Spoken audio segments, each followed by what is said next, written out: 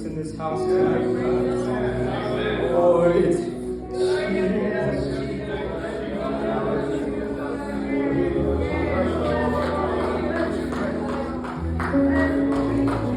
let's give a hand clap to the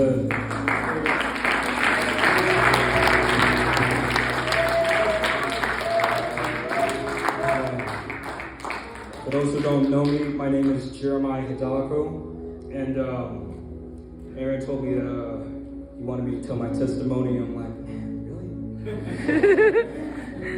really? But I give thanks to my youth pastors. They are amazing to me. My pastor homes.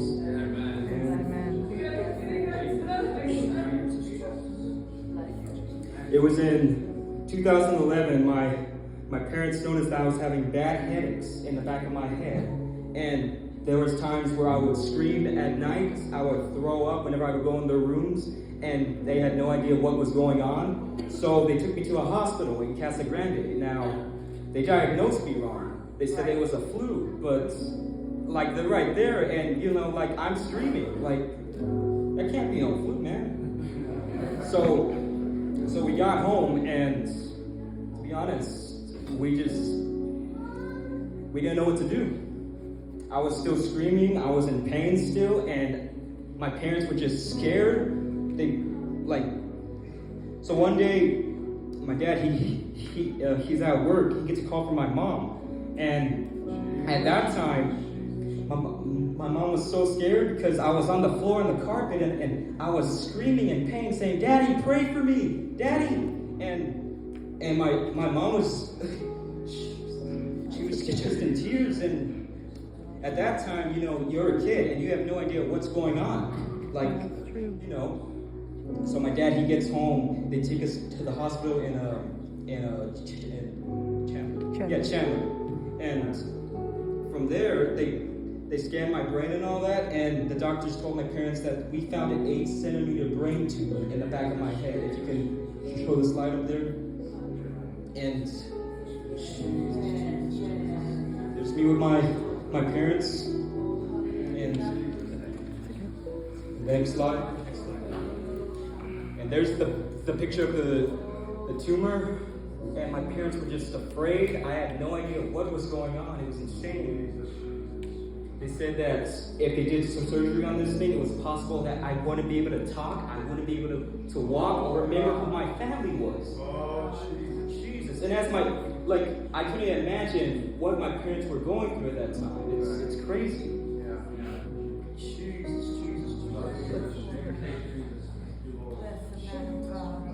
Next slide, if you could. There's me and my mom. This is whenever they were about to start surgery. My parents said that if God took me back, my parents would still serve and worship God, even though the trauma of not having a son anymore. They would still love God, and they would never leave Him.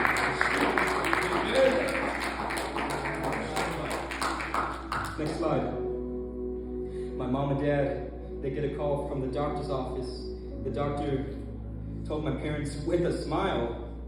Well, first, my parents invited over 30 people to come to the hospital to pray that there would be a miracle. And at that time, I was asleep. Look, there's me right there. And I was asleep at that time, and as everyone began to pray in the hospital room, the atmosphere, my dad, he told me, the atmosphere in that room was so powerful. People were speaking in tongues. Doctors were praying.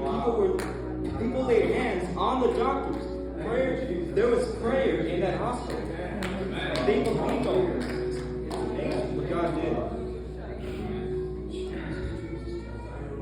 My mom and dad, they get a call to the doctor's office. The doctor told my parents with a smile, "Sir, the surgery that should have been 12 hours, that's a long time. It turned out to be a 3-hour surgery, and here's why."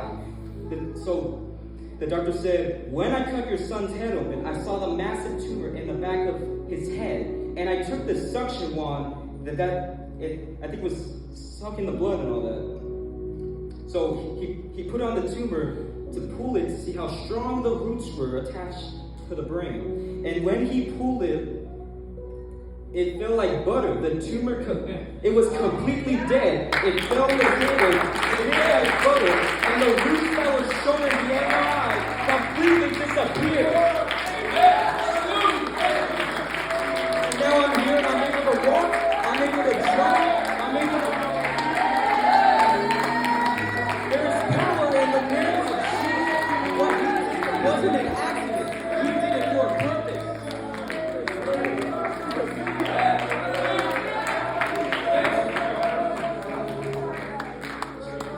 Right there.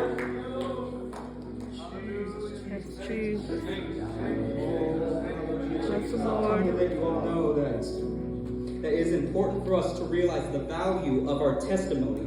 Not only do our testimonies represent us coming to Christ, but they can also continue to bring others to Him when we share them. Your testimony matters to God. That is amazing. The Creator of this world matters that you have a testimony and that you have purpose. Yes.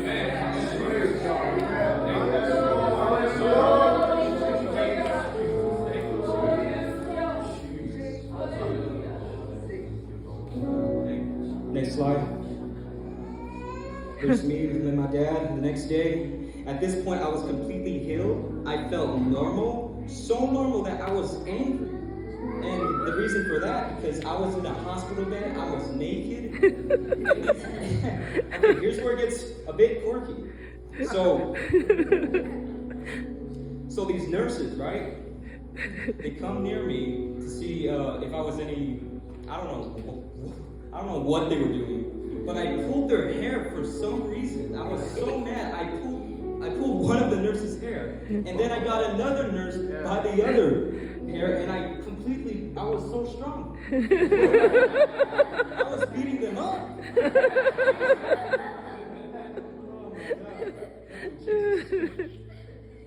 And my dad, he saw all that, and he had a smile on his face. I'm gonna tell you that. Yeah. He was so happy. He was celebrating. Yes. Whenever I was, you know. All right. My parents are so happy, man. I love them. Next slide, if you could. This is a picture of the scar that was on the back of my head. It looks terrifying in this picture. Jesus. But the scar is also a reminder that I'm still here. And I know why I am still here.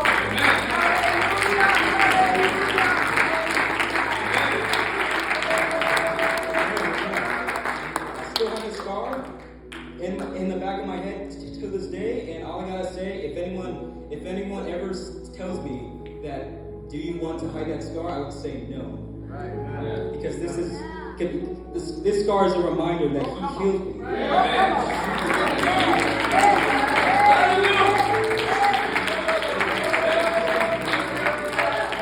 Next slide.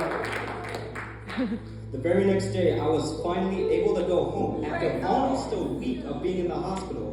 What happened was so powerful that ABC News, if you know them, but they got involved and they broadcast me talking about God. Obviously, they took half of that out, but my testimony was on the news, and that's big for me. It still is. But everyone was talking about the miracle. I think my mom, she also told me this, and I just barely found out. My message was spoken at General Conference, and I didn't even know that. Yep. So that's amazing, man. And that day forward, my dad, he spoke this testimony so many times, I can't even count. It's crazy. And the fact that I'm speaking the same testimony that God...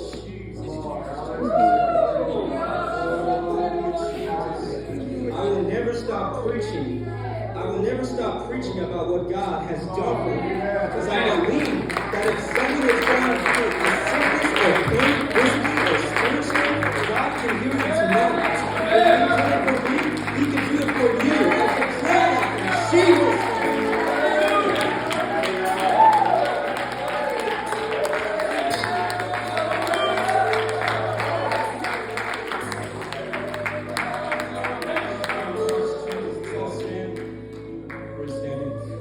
Okay. Pastor Aaron pray for me. Or if we could all pray in this house. Yes, God Almighty, Lord, in the name of